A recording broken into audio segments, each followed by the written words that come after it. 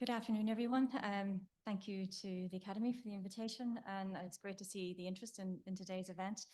I suppose just to provide a bit of context for anyone who isn't familiar with QQI and our interest in assessment, QQI stands for Quality and Qualifications Ireland. We are a state agency with quite a broad array of responsibilities, but our functions are broadly intended to promote the quality, integrity and reputation of Ireland's tertiary education system. And tertiary in our context includes the higher education system, further education and training, and the English language education sector. And also then to, I suppose, ensure that learners achieve qualifications that are valued and trusted nationally and internationally. And absolutely fundamental to both of those objectives is the integrity of assessment. If you think about it, the whole edifice of our qualification system, so the fact that you can trust that when someone has a certain qualification, they have a certain level of understanding and skill, depends on our ability to determine whether or not they do through assessment. So I suppose in that context, we would consider the quality assurance of assessment to be one of the most important responsibilities of any educational institution. Generative artificial intelligence is undoubtedly the most fundamental challenge to that I think that institutions have ever faced. And unfortunately, there is no silver bullet to this.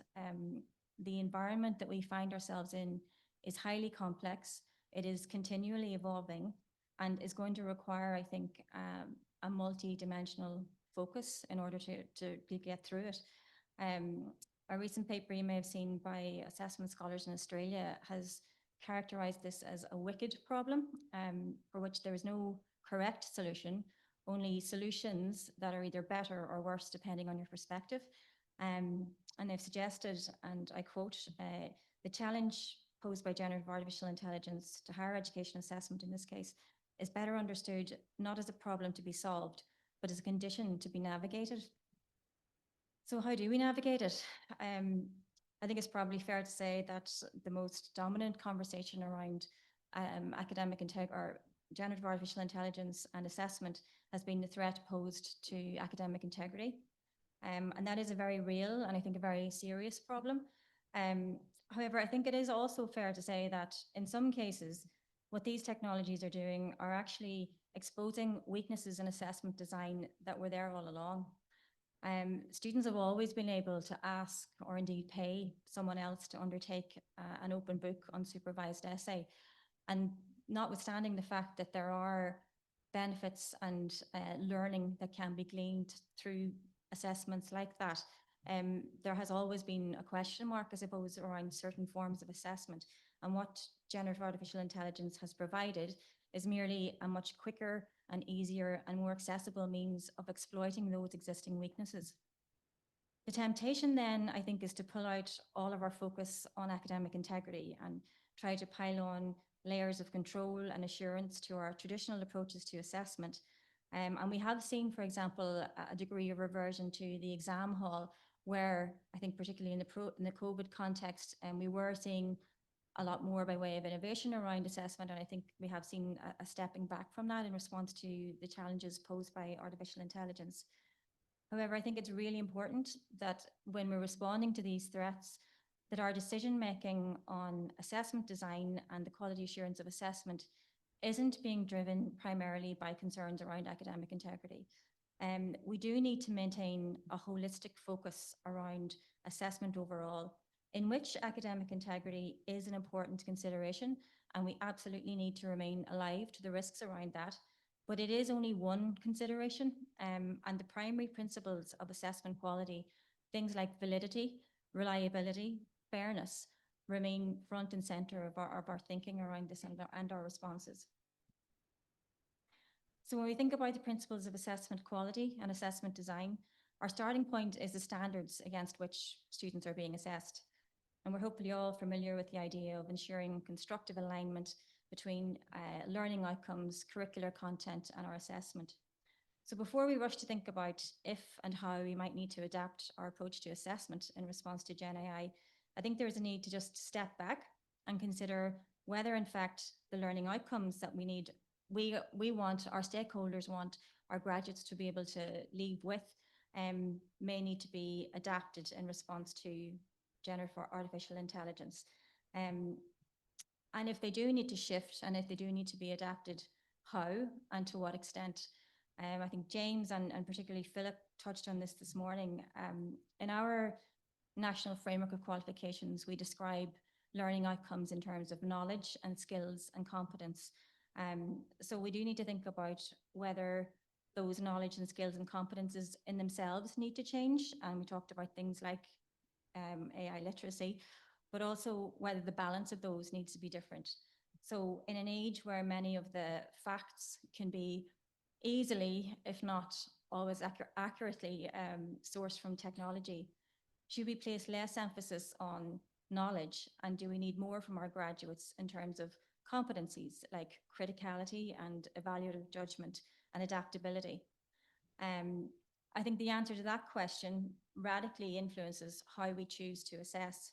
And I think it also opens up fundamental questions about the role and purpose of higher education if generative artificial intelligence radically changes our world. And something else that I was struck by actually in the panel discussion earlier, I think something else we can no longer assume is the level of knowledge and skill and competence with which learners are coming to us. We saw through COVID a degree of learning loss as a result of the huge changes and the radical changes that students coming from the school system came to us with. And I think we need to remain alive to the fact that the risks around that and the risks around learning loss that we talked about this morning from students who are at a critical formative stage of their development coming to us, that they may have gaps, they may have a completely different profile of learning than we are used to. And I think we need to build that into our considerations around what our programs look like, what our learning outcomes look like. Something QQI has been advocating for some time, and in the spirit of not wasting a good crisis, is a programmatic lens on assessment. Modularization can lead to an atomization of assessment. So we see the same learning outcomes being assessed on multiple occasions across multiple modules across a program. And in addition to placing an excessive assessment burden on our students, it can also mean that we actually lose sight of the overall program learning outcomes. And we have qualifications then being awarded on the basis of a collection of isolated tasks rather than an integrated assessment of learning across a whole program. We think that programmatic lens is particularly important in considering how our approaches to assessment may need to adapt in an age of Gen AI. It helps us pinpoint the most critical moments in the learning journey.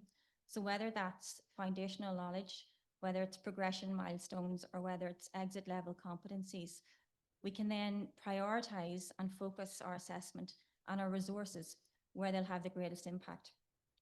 Designing assessments that span across modules also has the benefit of reducing duplication, encouraging deeper learning, and making better use of learners' time and effort. Then finally, I also just want to remind people that as we consider the impact of Gen AI on assessment, part of those considerations need to be on how our mechanisms for the quality assurance of assessment may need to evolve also. And again, this isn't just about academic integrity, but overall assessment quality. And indeed, the opportunities Gen AI may offer, not just the risks. I've just included some examples here of the existing mechanisms we have, such as policies and monitoring and external examining. I would say that I think governance is a really important and influential one. And I think the role and an attitude of key governance entities and leaders and the extent to which this is on their agenda is really important. And lastly, it may be that we may need entirely new mechanisms or approaches to maintain trust and integrity in our assessment systems. And it is important that we remain open to those. Thank you. It's lovely to be here again today. It's nice to be back in the building. I was worked in the building a few years ago, so it's nice to be back in this room. But I suppose I've been asked to talk about assessment design, but particularly with a focus on inclusion. Something that has come up a lot this morning and even has come up in Roisín's talk there. So I want to talk a little bit about assessment design, but particularly with an angle on inclusion. And we obviously are reading the same literature because the wicked problem that is assessment in higher education. is, I suppose it's been described as a big problem because, as Roisin said there as well, there's no easy answer, I'm afraid, to this problem. And we have to look at this from a very contextual and a very kind of nuanced way to try and solve the problem. So this idea to use or not use Gen AI, I mean, that is the key question. But a lot of the literature and a lot of the conversations, and it's great to see it reiterated this morning, goes back to, well, why are we assessing? It goes back to basic assessment design. So it's not thrown out the baby with the bathwater. It is around basic assessment design. And it's really coming down to, are we grading assessment, which is the green there? Is it ready for grades? High stakes assessments, yes, they're important. Have to validate our courses, as Roisin said. But it's also this overlapping thing of feedback for students, developmental, how well are they doing? Are they learning? And also the blue one there, which is the assessment as learning, which is, can they monitor their own work? Do they know how well they're doing? Back to basics, it really is when we're thinking about this subject. And when I look at assessment design, and I suppose, how can you put it in a slide, I suppose, but there are some models out there that can help with us looking at this.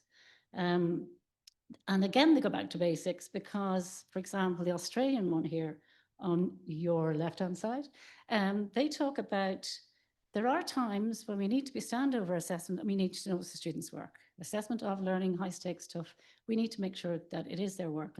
And they talk about this as kind of a closed lane. In other words, that these do need to be probably not Gen AI allowed, and they're closed and they are done without Gen AI, and they're probably supervised or exams or those types. And then there is the much more open lane, which allows students to experiment, learn, grow with it, try it out in different ways, using it responsibly, building it into the curriculum. And again, they're not either or, but they are very much kind of, I suppose, pushing this idea of students' development and working. Another model, Perkins et al., is one is talked about a lot, and equally, their blue little segment there is no, and Gen AI is not allowed, and we need to make sure that we kind of make sure they don't in those contexts, but there's lots of other ways to do it, either planning in it, collaborating, using it fully, exploration, co-design, lots of lovely different ways with transparency and ethically used. So I suppose there's these kind of, it's coming down to these sort of really thinking, when do I do this and when do I do that in your curriculum? So I was asked to talk a little bit about assessment for inclusion. This is a framework that we developed in UCD over the last few years. And I want to look particularly, I suppose, kind of look at assessment under sort of the purposes there, maybe some of the principles and some of the outcomes in 6 minutes.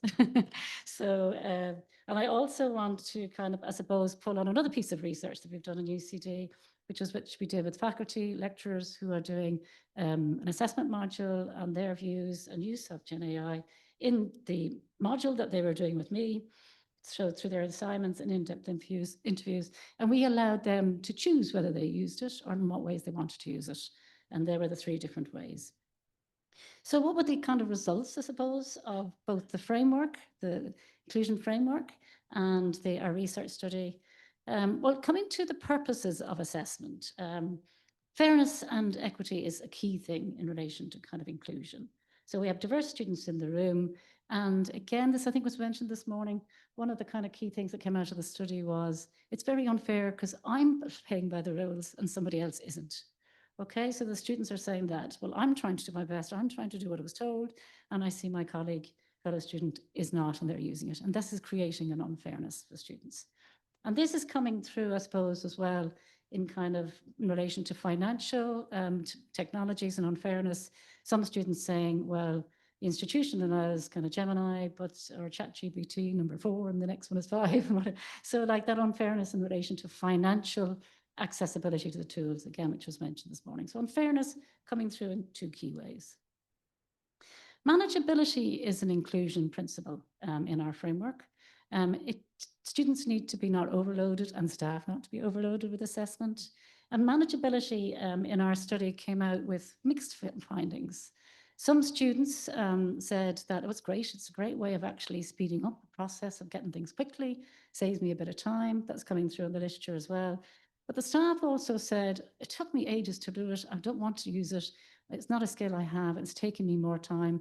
So it's actually not necessarily time friendly for staff. And I think the keynote mentioned that this morning. It's not always a time saver for staff. So scores not so good on manageability for some and good for others. The one that did come through quite positive in relation to kind of inclusion about scaffolding. So scaffolding students' learning. In our study, a lot of staff mentioned it was very handy for students who struggle with writing, either first years who struggle with writing, or kind of students who don't normally write but might have to write in their fourth year and it's not from their discipline writing. And this idea of GenAI scaffolding was really very valuable. So it really scored well in relation to scaffolding. It really helped students. But I suppose what was the nuance in this one in particular was how do you pull away the scaffolding? Or when do you put in the scaffolding?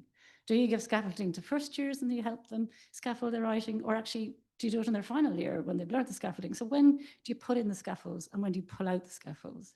And I think that was kind of something that has come through in the literature as well. It's useful in scaffolding, but when do you take that away, or when do they need to be able to stand and on their own 2 feet to do it? The other principle that is very much part of inclusion is that assessments should feel authentic. They should feel real. They should have meaning to the students. They should link with the real world, as students call it. I think universities are quite real as well, but the real world that students perceive is authentic. And interesting, there were a few things that came out in this kind of area. Students, many of the staff said, well, students were using it on the job.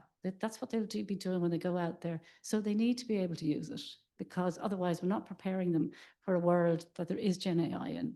So there's a recognition, whether they like it or not, that this is something that students need to be able to get on top of.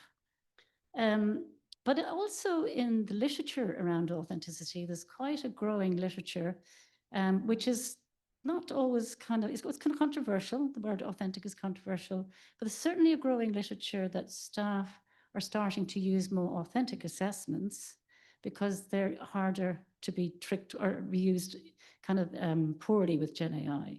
So there's a growth of interest in authentic assessment. So assessments that have more meaning or are more personalized to the student. So there's a few little points around authenticity. Diversity, I suppose diverse assessments should be diverse, or certainly should try and be diverse across a program. That is a key principle in inclusion. But interestingly, and I think this was mentioned as well already, there's a bit of a retreat back to exams. I think Roisín mentioned it. Staff were saying, God, we did actually start to use more diverse assessments for diverse groups, but now there's a little bit of an evidence, a retreat back to, I think I'm going to put them all back in UCD, it's in the RDS, put them all back into the exam hall. So, we need to look at that one. A strong one that everybody's talking about is students need to know what the assessment is all about. It needs to be transparent. But in the study, it came up that there's a real need for policies. There's James in the room. There's a real need for policies, institutional policies, for guidelines to students around what's allowed, what's not allowed. So that at least it's fair in relation to them using it. There is some positive stuff in the literature around transparency, though. For example, a lot of people are using Gen AI to create rubrics because, staff are struggling. Gosh, it'd be really useful to get rubrics. Gen AI is actually quite good at creating good rubrics for assessment. So again, some positives. So I suppose in summary, in a way, we need to go back to basics, I think, with assessment. If we say one thing about assessment design, we really need to look at why we're assessing. Is it really, for the grades? Is it really for kind of, making sure that they've done it? Do we need to protect the integrity of it? Therefore, do we need to keep it closed in some situations? But, and when do we need it for feedback and for developmental reasons? The findings of manageability are mixed from the study and literature. Scaffolding seems to be a positive thing in relation to some students. There's certainly a shift towards more authentic assessment, which is a good thing. The financial constraints that institutions have, they can't buy, again, this came up this morning, they can't buy every kind of software. So, which ones do they buy, and, how to keep things equitable in relation to students. And then I suppose finally, there's a real need for transparency from staff to students know, institutions to staff. The transparency is really key for it to be inclusive. So I'll finish it at that, and I'll just leave some of the references for anybody who wants references. So thank you very much.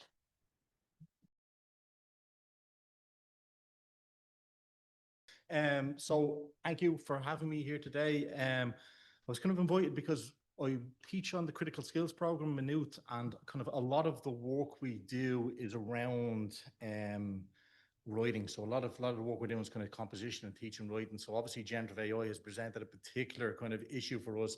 But I'm going to talk about a kind of case study of podcasting with a bunch of second-year science students who take a year-long course on kind of composition. So thinking, really just focusing on academic writing and other forms of writing.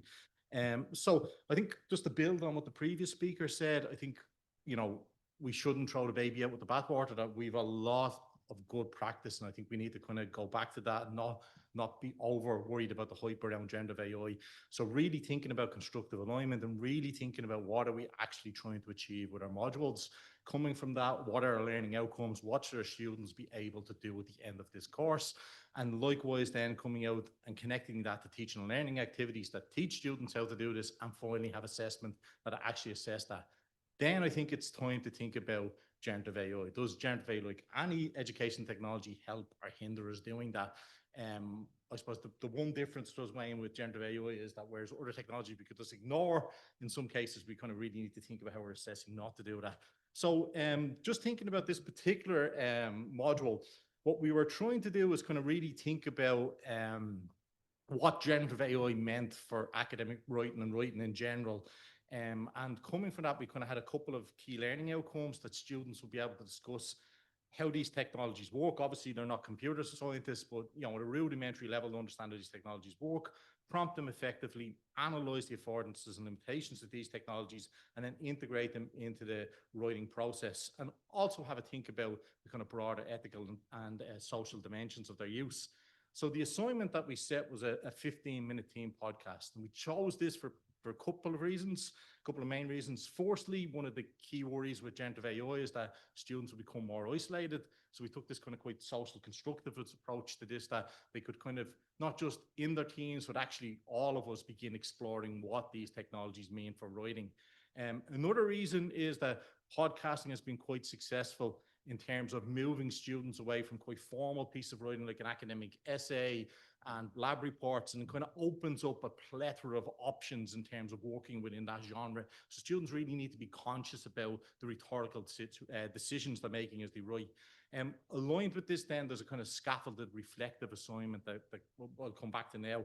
So we took this as a kind of scaffolded process approach, and for two reasons. Again, one, it allowed us to support students as they learned about these technologies and their application, but two, it also allowed us to kind of reward that kind of learning as well as summatively. So thinking about those two approaches, and how we assess it. So we used this concept from Blitzer from 1968 called the rhetorical situation. So with the reflective exercise, we got students to think about the exigence for their podcast. What were they actually trying to achieve? We got them to think about the audience. Whom were they trying to achieve that for? And we got them to think about the constraints, so the affordances and limitations, not just of the modality, but of the genre that podcasting is. So what this allowed us to do is kind of students really thought about what they wanted to achieve at the beginning before they began using the technology, and then could reflect on how successful that process was. And a real kind of focus on co-creation. So, good news, I haven't got time to get into the details, but we had two kind of main teaching kind of outcomes in terms of what we were trying to teach students. So one is kind of fluency, and James kind of talked about the fluency course that UCC run, and kind of thinking about students kind of understanding the architecture and ultimately how that leads to the kind of outputs we're getting from generative AI. Also thinking about the affordances, limitations of these, and also effective prompting. So that was one part of it, but probably the more serious part, and Wayne, you'll be delighted, big fan of Wayne, by the way, is thinking about kind of critical AI literacy. So really kind of broader discussions around ecological concerns, privacy concerns, copyright concerns. But even in terms of using these technologies, I think there's a lot of focus on hallucinations, or lies, as we like to call them in academia. But you know, these are extremely problematic, extremely biased technologies. And I think, you know, to use them, we're going to have to become much more critical editors of their output. So scaffold to this, then there's a teaching and learning approach, which a weekly tutorial, pardon me, and we had three kind of key kind of themes we were doing this. So these kind of very active learning processes where we got students going to analyze prompts, design prompts, and kind of test these prompts in terms of outputs. And we looked at kind of strategies around using generative AI. So beyond just prompting, how we can use them perhaps as a chatbot to kind of develop ideas, to kind of creatively think about stuff, to structure material, but also then kind of producing synthetic text and kind of breaking down individual tasks, so different strategies to use it. And then finally, and probably the most important part, was actually editing the output. And I think, you know, we're a writing class, so we really wanted to kind of teach students what is good writing. And this was part of that process, critiquing and editing this. So I'm just going to put up this diagram from, oh my goodness, I swear the author is there in the footnote. Scott, 2023. So at the bottom of this horizontal line, we'll see the traditional kind of composition studies approach to teaching writing, where we draft, we organize, we review, and we kind of revise, and then we redraft. And at the top of the line, then we see what we would do with a generative AI in terms of prompting, creating, fact checking, revising. And what Scott kind of argues, and what we're trying to do this course, is see this as a kind of integrated iterative task. So I have a couple more minutes, have we? Yes, excellent, 3 more minutes, more than enough. So how successful were we? Well, I think judging prior and after, I think we were quite good at equipping students with confidence in terms of using generative AI. I think they felt their university studies in general had equipped them to use generative AI much better. So I think that was quite good for a 6-week course. So I think 2 kind of key takeaways. I think one, if we look at the very bottom bar, which is the ethical use of generative AI, there's actually not that much difference. So there's 3 weeks of my life I'm never going to get back. You know, so, you know, we really focus down on what is the ethical use of generative AI. And I think this speaks to kind of someone earlier on talked about kind of digital natives. And I think this speaks to this because when we break that down, what we actually see is what they considered ethical use before the course focused around plagiarism. We see this big blue chunk here. That's the main concern about what ethical use is. Afterwards, and thank goodness, Wayne, this is okay. Yep, okay. Afterwards, what we see is plagiarism still there, but it actually drops down into 3rd place. And this is replaced by kind of concerns around bias, concerns around copyright concerns, but also kind of broader ecological concerns and concerns around business practices. And Wayne talked about earlier on the impact on data workers in terms of the human effort that goes into creating these. So much kind of, I think we need to be careful not to consider our students generative AI natives the same way we kind of fell into that trap before. We're considering them digital natives, that, you know, we need to teach them what these technologies are. I think secondly, then coming out of the courses to finish, one of my key refrains from students was, this would be easier to do on my own. I really enjoyed that. So I think what we try to do is here, by kind of focusing on writing as a rhetorical kind of task, we really got students not only just engage with the large language models, but engage with what writing is trying to do. And I think this places them in a much better situation to understand when, how, and why we're going to use these technologies, and when, how, and why not to. And I'll leave us with this thought, a kind of refrain I'm getting from a lot of other educators is, can people not see that this is just handing us up mediocre text? You know, can students not see this? But if students aren't see these issues, I think that's on us, not on them. So I think we need to double down in terms of teaching students what good writing is and how to perform it. Thank you. Hello, hi. So my name is Michael McEnery. I'm from the Council for Curriculum and Examination Assessments in the awarding organisation in Northern Ireland. Many of you might know, I guess, or maybe have heard of Mairead Patrick, who's from University of Manchester, and she talks about, she was at a conference with me a couple of years ago when all this emerged, and like was mentioned this morning, she talks about the boomers and the doomers and the boomers. This is the greatest thing ever, whereas the awarding organisation, we're whoa, whoa, whoa. So I'm very much in the doomer field, so my apology in advance for that. Maybe that's why I've been put on last. But no, so I guess it's kind of fitting in with some of the things that come up today. And when I'm thinking about It's been wonderful today, and thank you for the invite. I've soaked in a lot of things, and certainly as I heard every speaker, I said maybe I should focus on that. No, maybe I should have focused on that. And in the end, I think I'm right in what I'm doing is giving you kind of a review of the landscape across the UK, in particular in Northern Ireland, about where I work in, which is qualifications. So I lead up the qualifications unit, so that means I'm very much responsible for the design and the delivery of those qualifications. And there's a kind of snapshot of the different qualifications that we offer in Northern Ireland. We sort of responsible for 95% of the GCSEs. I would say for A levels, it's probably down to 70%. It is an open market, so the other awarding organisations across the UK, like Pearson and OCR, etc., they're very much involved in there too. At the moment in Northern Ireland, the Minister for Education, Paul Givan, is sweeping change at pace. Now, at pace is something probably you don't associate with government, but he is. This is his policy document, his strategy, his 10-point plan that he wants actioned within his mandate, which goes up to February 27. And it's a tall order. Within there is reform of curriculum, reform of qualifications, review of statutory assessment in terms of those system level measures for literacy and numeracy across the key stages. So there's a lot happening. Already he has, Lucy Crehan, carried out a review of the current curriculum. And out of that comes actions and proposals. A working group has been set up, and the plan is that they're going to have a draft curriculum for consultation next spring. Now, if it's all going to happen within his mandate, as you imagine, Sue mentioned earlier, the curriculum review should take 4 to 5 years. This is going to happen, and you'll hear in a moment where a qualifications review is coming. What's important about this is I think we talk about, AI literacy and talk about digital literacy. So currently in Northern Ireland, we have very much a skills curriculum.